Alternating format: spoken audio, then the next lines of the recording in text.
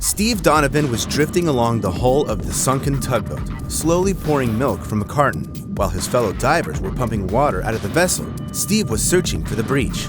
The white milk was supposed to reveal any currents where water was seeping in. Suddenly, the milk carton, along with Steve's glove, was yanked from his hand with incredible force. The rushing water sent them hurtling into a hole barely 10 centimeters wide. That stroke of luck was the only thing that kept Steve from losing a hand, or, more likely, his life. Steve knew exactly what had just happened. As a former combat diver, he understood that if his limb had been in place of the glove and milk carton, no one could save him. This extraordinary story, with its fortunate ending, highlights what can happen when a professional diver encounters one of the deadliest underwater hazards. In this video, we'll dive into this hidden danger and its victims. As always, viewer discretion is advised. How dangerous do you think commercial diving really is? Imagine plunging into dark, murky water and inspecting underwater cables, pipelines, and other submerged structures. Surprisingly, statistics show that you're more likely to lose your life working in logging, construction, or firefighting. But here's the thing. Far fewer people work as commercial divers.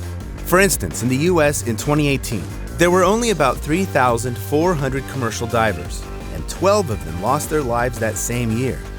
Definitely doesn't sound like an insignificant number, but even within this small diving community, there's an even tinier, highly paid, and daring group known as saturation divers. These divers don't just work at extreme depths. They willingly spend an entire month inside cramped chambers, isolated with their team, and without any possibility of stepping outside or having a moment alone. Why? Because their job demands working at extreme depths, and that depth brings dangerous pressure changes. At sea level, the pressure around us equals 1 atmosphere, but at depths of around 90 meters, where saturation divers operate, that pressure increases to 9 atmospheres. To survive comfortably down there, divers must breathe a special gas mixture heavily loaded with nitrogen. But if they return to the surface too quickly, the nitrogen would literally bubble out of their blood vessels. To prevent this, divers spend hours, even dozens of hours, suspended in the water, breathing slowly to allow the nitrogen to leave their bodies safely. But commercial diving companies can't afford these prolonged delays. So they've devised a solution. The dive team lives in a specialized decompression chamber where the pressure is gradually raised to 9 atmospheres, equivalent to 90 meters underwater. When it's time to dive, the team is transferred into a special diving bell, lowered to the necessary depth, and sent straight to work. This way, the pressure around divers remains constant, allowing them to ascend or descend instantly without any harm. In 1983, a team of saturation divers was working on the Byford Dolphin oil rig in the North Sea. They lived in 2 chambers connected to an evacuation capsule and a small trunk passageway attached directly to the diving bell. On Saturday, November 5th, 2 divers returned from a deep water assignment and were ready to re-enter their living quarters. To bring them back safely, 2 technicians connected the diving bell to the trunk and waited for the divers to remove their gear and move into the first chamber. Next, they were supposed to close the doors securely and then detach the bell. But at that exact moment, something went horribly wrong. Before the chamber doors could be fully sealed, the diving bell unexpectedly detached, causing instant explosive decompression. A violent rush of air from inside the chamber shot the diving bell straight into 2 technicians, killing one of them instantly. Inside the chambers, 3 out of 4 divers essentially boiled alive from the inside out, since the pressure dropped from 9 atmospheres down to just 1, as if they'd suddenly surfaced from deep underwater. This caused the nitrogen in their blood vessels to bubble instantly. The 4th diver was standing near the slightly open door of the 2nd chamber. The violent decompression sucked him into a gap so small that his body physically couldn't fit through it. You can imagine what happened next. And all of it occurred because air always rushes from areas of high pressure toward low pressure. The greater the pressure difference, the more devastating and often deadly this force becomes. Christopher Boudram knew this better than most, since he had spent over 10 years working as a commercial diver. On February 25, 2022, Christopher went to work at an oil and gas company just like he had every day for the past 8 months, maintaining underwater pipelines. But on that particular day, he and his colleagues received an unexpected assignment: to restart the pipeline, Berth 6. which had been inactive for several years. The pipeline was shaped like an elongated letter U. Its 365-meter-long base rested at a depth of 18 meters, with both ends reaching up above the water's surface. When it was shut down, one end was sealed off with a large inflatable plug, submerged underwater and enclosed inside a special air chamber. The diving team's job was to enter that chamber and restart the pipeline. So, Christopher and 4 of his good colleagues and friends arrived at the air pocket, climbed onto the narrow platform, took off their heavy equipment, and began to remove the plug from the pipeline. But as soon as the seal was broken, the low-pressure air inside the 365-meter pipeline collided with the high-pressure air in the chamber. In an instant, the pipeline turned into a giant vacuum cleaner, pulling everything in its path. Almost immediately, it sucked in water, equipment, and all 5 men. They found themselves trapped in complete darkness, battered and disoriented, in a partially flooded pipe barely 75 centimeters wide. After a few seconds of absolute shock, Kazim Ali started to scream.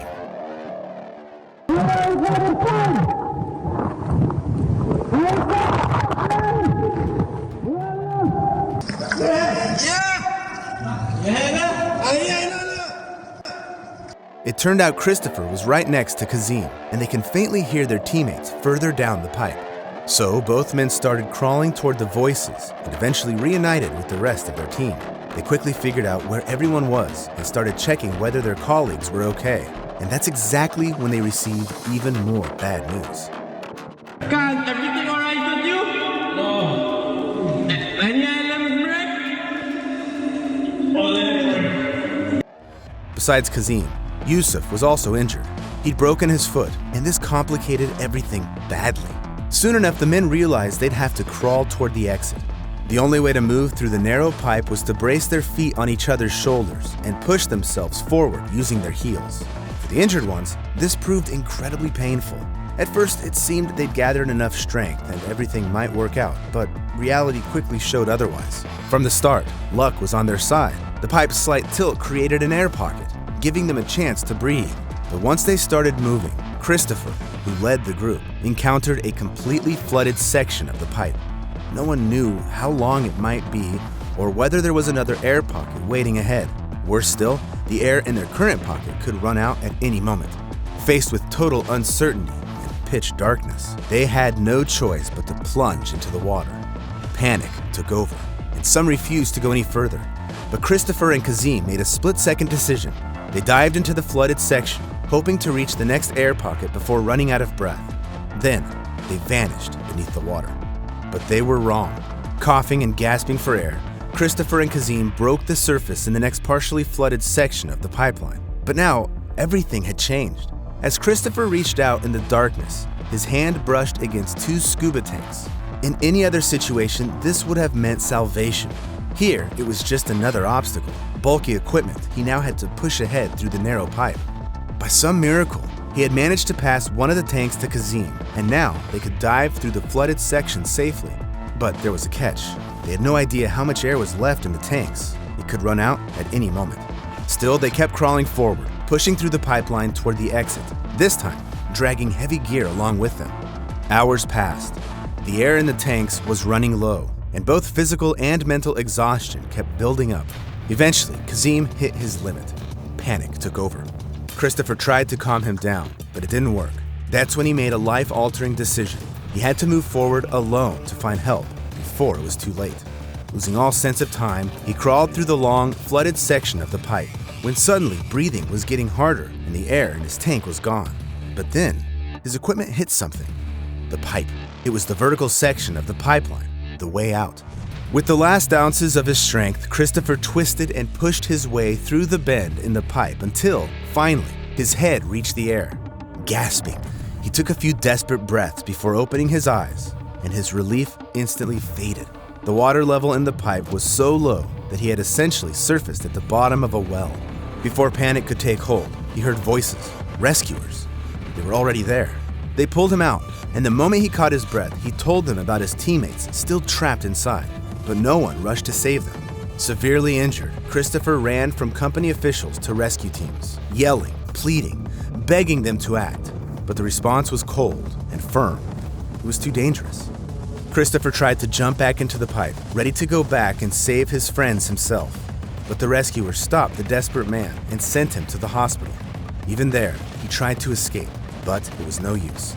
Meanwhile, the 4 divers trapped inside were pounding on the pipe, screaming for help. Their voices echoed all the way to the surface. Everyone could hear them, but no one did anything. Christopher and the divers' families pleaded with the journalists and politicians, desperately trying to get someone to act, but nothing changed and no one listened.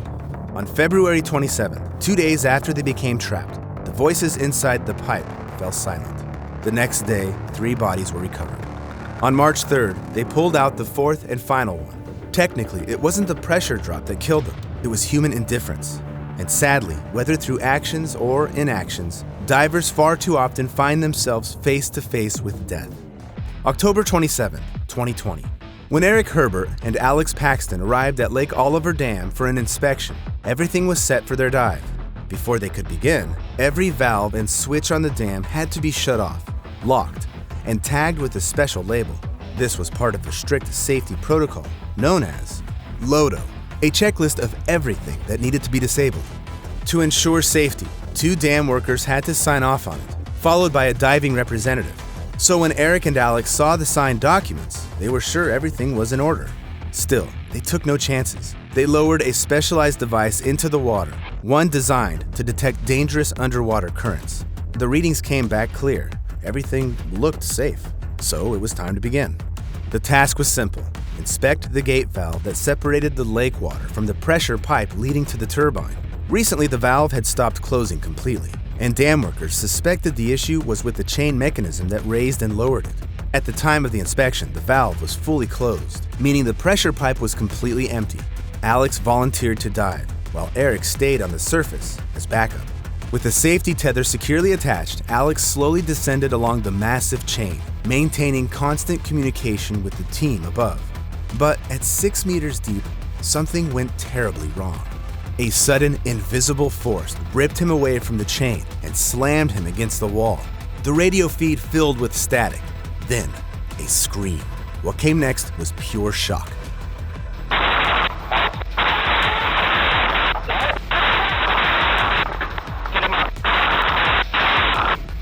Eric immediately ordered the team to pull Alex up, but no matter how hard they tried, the tether wouldn't budge. Whatever had him down there, it was too powerful. The dam crew instantly realized they had missed something during the safety check. But what?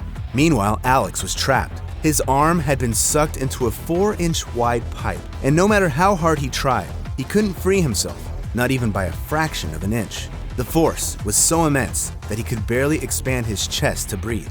It took half an hour before dam workers finally found the mistake.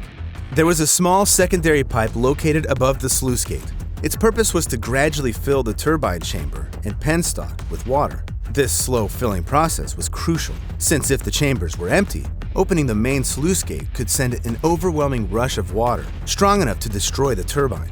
But this small pipe had been left open, and it wasn't even listed in the LODO safety checklist. Because of this, water was being sucked into the empty penstock, creating an incredibly powerful vacuum, and that's what trapped Alex. In the end, his strength ran out. The pressure was too high. He could no longer fight it to keep breathing. By the time rescuers reached him, Alex was already gone. After the tragedy, his family sued the company responsible for maintaining the dam, and they made it. The LODO protocol was revised and improved, but that didn't change the harsh reality. Underwater pressure can be deadly, and if you think only professional divers are at risk of falling into such a trap, you'd be wrong. In Belgium, there's a massive lake system called Oder, covering nearly 600 hectares. That's almost 3 times the size of Monaco. One part of this enormous water complex is the Plot-Tay Reservoir, whose primary role is to support the Plot-Tay Dam. But the reservoir is so massive that an entire recreational area has been built around it. Among the many water activities available, scuba diving stands out, complete with intentionally sunken underwater exhibits for divers to discover. However, for safety reasons, there are 2 strictly designated diving zones, and going beyond these boundaries is forbidden. Diving deeper than 20 meters is also prohibited, and for a terrifying reason. At that depth, divers wouldn't hear a thing from the surface, even the 4 massive turbines operating at the dam. These turbines, in turn, could switch on at any moment, suddenly pulling in water at a staggering rate of 400 cubic meters per second. To make matters worse, the pipes leading to them have no protective grates, meaning anything in the water could be sucked in instantly. But if you think grates would have saved a person caught near an active turbine, think again. The suction force is so powerful that a human body would be pinned against the grate, completely unable to move, let alone expand their chest to breathe. Christopher Gaudet and Frederic Pochet knew all of this well. They were both highly experienced, certified divers fully aware of the dangers lurking beneath the surface. But on January 4th, 2024, they arrived at the reservoir in the evening, long after the local dive clubs had closed. What made their dive even more unusual was their gear. Instead of standard equipment, they used closed-circuit rebreathers, which allows divers to stay underwater much longer. On top of that, the men brought underwater scooters, meaning they planned to cover long distances, move fast, and stay submerged for an extended time. Everything pointed to one thing. They were there to explore the dam, and that's exactly what they did. Gaudet and Pochet quickly reached the official 20-meter depth limit, crossed it without hesitation. Still, their real target was twice as deep. At 40 meters down, they finally saw it, the 4.5-meter-wide intake tunnel leading into the dam. Excited like kids on an adventure, they pushed forward, thrilled by the forbidden dive. Then, suddenly, they felt a strange vibration rippling through the water. They barely had time to process what it was, let alone react. In the next instant, an unstoppable force dragged them straight toward the tunnel with the turbine at the end of it. Gaudet and Pochet cranked their scooters to full power, desperately trying to escape. But it was hopeless. Their scooters could barely push them at 3 meters per second, while the current raged at speeds between 10 and 30 meters per second. No living creature on Earth could escape that kind of force, and neither could they. At the end of the tunnel, the giant metal blades of the turbine were waiting. That evening, when Pochet's son couldn't reach his father, he called for rescue teams. Within hours, dozens of specialists arrived at the scene. Near the dam, they discovered damaged diving equipment and abandoned scooters. But there was no way to confirm if they belonged to Gaudet and Pochet. And more importantly, there was no sign of the divers themselves. The search resumed the next morning.